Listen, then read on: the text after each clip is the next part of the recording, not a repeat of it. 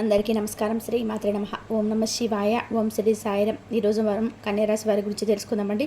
కన్యారాశి వారికి జూన్ నెల 8వ తేదీన అనగా ఆదివారం నాడు ఈ జాతక ఫలితాలు గమనించినట్లయితే వీరికి రేపటి రోజున ఎటువంటి అశుభ పరిణామాలు చోటు చేసుకోబోతున్నాయి. వీరి జీవితంలో వీడియోని ఎక్కడ కూడా స్కిప్ చేయకుండా చివరి వరకు చూడండి. అలాగే కన్యారాశి ఎప్పుడే కొత్తగా మన ఛానల్ని చూస్తున్నట్లయితే కనుక ఛానల్ని సబ్స్క్రైబ్ చేసుకుని సపోర్ట్ చేయండి. మర్చిపోకండి. జూన్ 8వ తేదీ ఆదివారం రోజున ఎలా ఉందో తెలుసుకోబోతున్నామండి. ఈ ముందుగా ఈ రాశి వారి వ్యక్తిత్వం విషయానికి వస్తే ఈ రాశి వాళ్ళు చాలా దృఢమైనటువంటి సంకల్పంతో ఉంటారు. అంతేకాకుండా కార్యాచరణ శక్తిని కలిగి ఉంటారు. ముఖ్యంగా వీరికి ఏదైనా కానీ మొహమాటం కూడా చాలా ఎక్కువ అని చెప్పుకోవాలి. అంతేకాకుండా ఈ రాశికి అధిపతి బుధుడు. అందువల్ల ఇందులో జన్మించిన వారు చాలా తెలివిగాను అందంగా ఉంటారు. అంతేకాకుండా ఈ రాశిలో పుట్టిన వారిపై బుధుడు ఎక్కువగా గరిష్ట ప్రభావాన్ని చూపుతాడు. ఇక వీరిలో ఉన్నటువంటి అద్భుతమైనటువంటి లక్షణం ఏమిటంటే ఏ పనైనా కానీ వ్యవహారాన్నైనా కానీ చక్కగా పూర్తి చేస్తారు. ఎక్కువగా సాంప్రదాయవాద ఆలోచన కలిగి ఉంటారు. అలాగే కొత్త వస్తువులను తయారు చేయడంలో కూడా గొప్ప నిపుణులని చెప్పుకోవాలి. చాలా సరదాగా ఉంటారండి. చుట్టుపక్కల వారిని కూడా సంతోష పెట్టడానికి చూస్తూ ఉంటారు. మంచి ఆకర్షణీయమైనటువంటి రూపాన్ని కలిగి ఉండడమే కాకుండా మంచి మాట తీరు కూడా ఉంటుంది. చూడడానికి అందంగా ఉండడమే కాకుండా ఇతరులపై ఆధారపడి జీవించాలనేటువంటి ఆలోచన కూడా వీరు ఇష్టపడరు. స్వేచ్ఛను కోరుకుంటారు. అంతేకాకుండా వీరి కష్టాన్ని మాత్రమే వీరు అనుభవించాలని చెప్పి కోరుకుంటారు. ఎవరిపైన కూడా అసలు డిపెండ్ అవ్వాలి అన్నటువంటి ఆలోచన కానీ లేదంటే ఏదైనా ఎవరి నుండైనా కానీ ₹1 తీసుకొని వారిని మోసం చేయాలన్నటువంటి ఊహ కానీ వీరికి అసలు రాదు. ఇక విషయానికి వస్తే ఎవరికైనా కానీ సహాయం చేయాలన్నటువంటి అనిపిస్తే మాత్రం తప్పకుండా ముందంజలో ఉంటారని చెప్పుకోవాలి. ఈ విధంగా ఈ యొక్క మంచి మనస్తత్వానికి భగవంతుడి యొక్క అనుగ్రహం కూడా వీరికి చాలా ఎక్కువగా ఉందని చెప్పుకోవాలి. అంటే దైవ బలం అనేది రాశి వారికి చాలా ఎక్కువ అని చెప్పుకోవాలి. అంతేకాకుండా ఇతరులను ఏదైనా కానీ వీరి మాట తీరుతోటి చక్కగా ఆకర్షించే విధానంగా వీరి మాట తీరు వీరి రూపం ఉంటుంది. అయితే మీ పనిని మీరు చేసుకుంటూ వెళ్ళండి. కొంతమంది మీ పనులను వెనక్కి లాగాలని చెప్పి మిమ్మల్ని డిసప్పాయింట్ చేయాలని చెప్పి ఏదో ఒక విధంగా ఆ పని పట్ల ఇంట్రెస్ట్ లేకుండా చేస్తారు కదా. రేపటి రోజు కొంతమంది పని కట్టుకొని మరి మీ జోలికి రాబోతున్నారు. కాబట్టి మీ ఆలోచన విధానాన్ని వాళ్ళు ఉపయోగించుకునే విధానంగా ఉండకుండా వారికి ఎటువంటి విషయాలు చెప్పకుండా జాగ్రత్తగా ఉండండి. అప్పుడు మీకు సక్సెస్ అనేది వస్తుంది. ఇంకా రేపు సాయంత్రం లోపు వారి యొక్క కొంతమంది వ్యక్తుల యొక్క మనస్థితి ఏ విధంగా ఉంటుందని మీకు తెలుసుకోబోతున్నారు. ఇదంతా కూడా రేపటి రోజున జరగబోతుంది. కాబట్టి జాగ్రత్తగా ఉండండి. ముందు రోజులలో ఇక కొంతమంది వ్యక్తులు అయితే మీరు తప్పకుండా దూరం పెట్టాలి. చాలా కాన్సన్ట్రేషన్తో మీ పనులు మీరు చేసుకునేలాగా కొంతమంది వ్యక్తులను పూర్తిగా అవాయిడ్ చేయడానికి తప్పదు. ఎందుకంటే మీరు నా అనుకున్న వారు ఎవరైతే మీ నాన్న అనుకున్న వారు ఉంటారు కదండి. కొంతమంది వ్యక్తులు మనం ఎంతో నమ్మి ఉంటాము. కాబట్టి అటువంటి వ్యక్తులను మనల్ని వెన్నుపోటు పొడిచారని చెప్పి తెలిస్తే చాలా కుంగిపోతాము. అలాగే ఈ రాశి వారికి తరచుగా అనారోగ్య సమస్యలు రావడం జరుగుతుంది. కొంచెం వీరికి ఏంటంటే వీరికి తెలియకుండా వీరు కొంచెం ఏదైనా కానీ నిరాశగా ఉండిపోవడం, ఒత్తిడికి లోనవ్వడం, మనసేమీ ప్రశాంతంగా లేకుండా ఏదో అనారోగ్యంతో బాధపడడం జరుగుతుంది. సోమరితనంగా పడుకోవాలనిపించడం, పనికి చేయడానికి ఎక్కువగా ఇష్టం చూపించకపోవడం, ఇవన్నీ కూడా ఏంటంటే మీకు మానసిక అశాంతి. ఇది దేనివల్ల వస్తుందంటే నరదిష్టి, నరఘోష అని చెప్పుకోవచ్చు. కాబట్టి ఈ రాశి వారు ఖచ్చితంగా నరదిష్టి కోసం మీరు దిష్టి తీసేసుకుంటూ ఉండండి. నిర్లక్ష్యం చేయకండి. కొంతమంది ఏంటంటే నిర్లక్ష్యం చేస్తుంటారు. ఆరోగ్యానికి ఖచ్చితంగా తిప్పలు తప్పవని చెప్పుకోవాలి. కాబట్టి మీరు ఏం చేస్తారంటే ప్రతి శనివారం కూడా ఉప్పు ఆవలతో మీరు చక్కగా దిష్టి తీసేసుకుంటూ ఉండండి. ఇలా కనుక మీరు చేస్తున్నట్లయితే మీపై ఉన్నటువంటి దిష్టి అంతా కూడా నరదిష్టి అంతా కూడా పూర్తిగా తొలగిపోతాయి. అలాగే మర్చిపోకుండా మీరు ప్రతి శనివారం కూడా మీరు చేయాల్సినటువంటి ముఖ్యమైనటువంటి పని ఏమిటంటే ఉప్పు ఆవాలతో దిష్టి తీసేసుకోవడము, లేదంటే ఆదివారం నాడు ఎర్ర నీళ్ళు తిప్పేసుకోవడము, ఇష్టదైవాన్ని దర్శించుకుంటూ ఉండడం. అలాగే వెంకటేశ్వర స్వామి వారి యొక్క ఆలయాన్ని తప్పకుండా దర్శించండి. విష్ణు ఆరాధన, గణపతి ఆరాధన ఈ రాశి వారికి చాలా మేలు జరుగుతుంది. అలాగే సోమవారం కూడా శివాలయానికి వెళ్ళడం, ఇలా దైవాన్ని ఎక్కువగా మీరు దర్శించుకుంటూ దైవనామస్మరణ చేసుకుంటూ భగవంతుడికి ఎక్కువ దగ్గరైనటువంటి ఆ పనులు చేశారనుకోండి, ఇంకా మీకు దైవ బలం అనేది పెరుగుతుందన్నమాట. కాబట్టి భగవంతుని పాదాలు పట్టుకున్న వారు ఎవరు కూడా అన్యాయం అవ్వడం కానీ మోసపోవడం కానీ ఎక్కడ కూడా ఎలాంటి దాఖలాలు జరగలేదు. కాబట్టి మీరు దైవానుగ్రహం అనేది పొందారు అంటే జీవితంలో మీకు ఎదురనేది లేకుండా ప్రతి ఒక్క దాంట్లో కూడా మీకు సక్సెస్ అనేది మీరు తప్పక చూస్తారు. ఈ విధంగా ఎవరైతే మీరు దైవానుగ్రహం ఎక్కువగా ఉంటుందో వారిని నరదిష్టి నరఘోష కూడా ఏం చేయలేవు. కాబట్టి ముఖ్యంగా ఈ రాశివారు రేపటి రోజున చేయాల్సినటువంటి పనులు, మంచి శుభవార్తలు చాలా ఉన్నాయండి. మీరు వినేటువంటి శుభవార్తలు కూడా అంటే రేపటి రోజున గతంతో పోల్చుకుంటే కొన్ని మంచి విషయాలు, మంచి అనుభవాలను కూడా మీరు రేపటి రోజున చూడబోతున్నారని చెప్పుకోవాలి. మీకు ఉద్యోగపరంగా కానీ, అలాగే వ్యాపార పరంగా కానీ, ఆర్థికపరమైనటువంటి అన్ని విషయాల్లో కూడా మీకు కొన్ని మంచి మంచి లాభాలు అయితే మీకు చూడబోతున్నారని చెప్పుకోవాలి. మేము రేపు పూర్తిగా ఈ పనిలో బిజీగా గడపబోతున్నారు.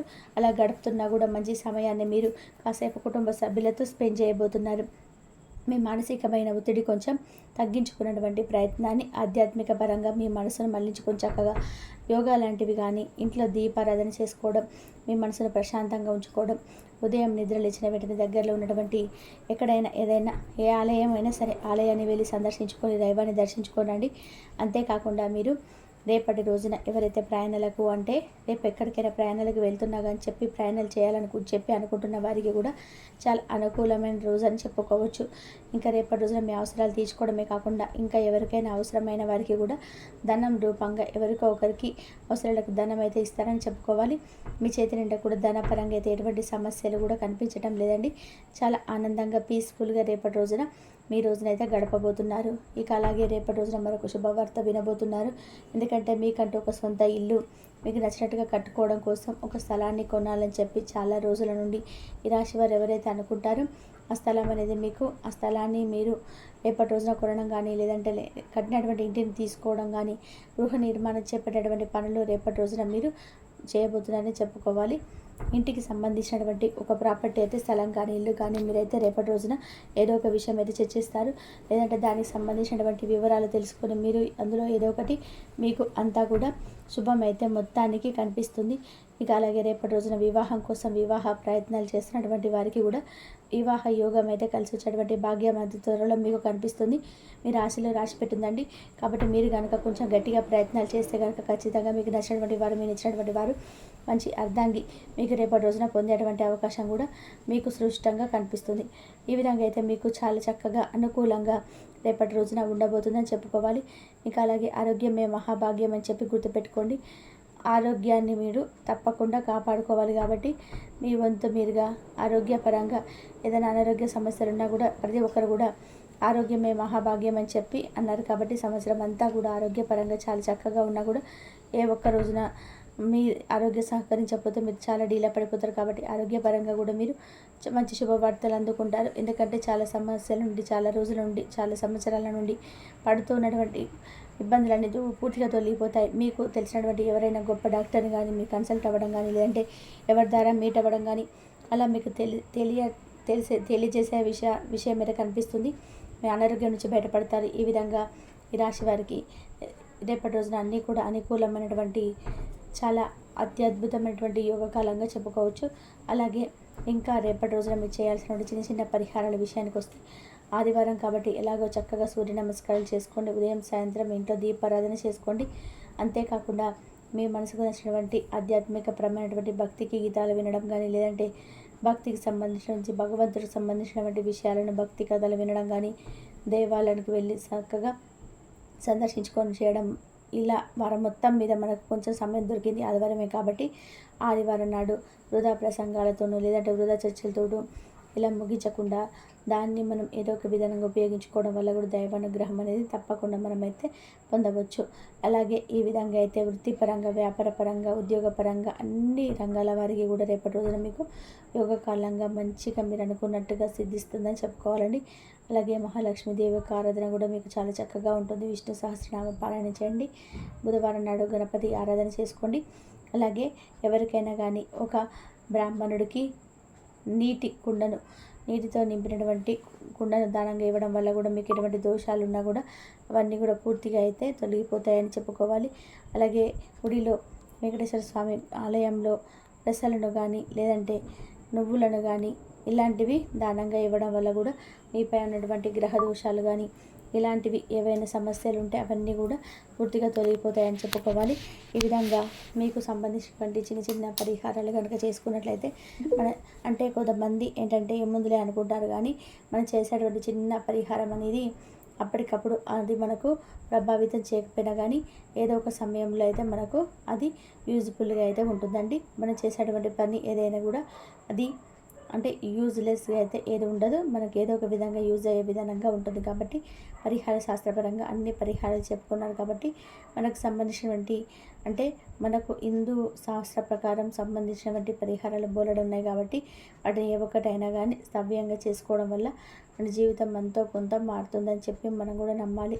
కాబట్టి కన్యా రాశి వారు మరొక మంచి వీడియోతో కలుసుకుందాం. అంతవరకు కూడా ధన్యవాదాలు. Please like, share, subscribe my channel. ఇంతవరకు చూసినందుకు ధన్యవాదాలు.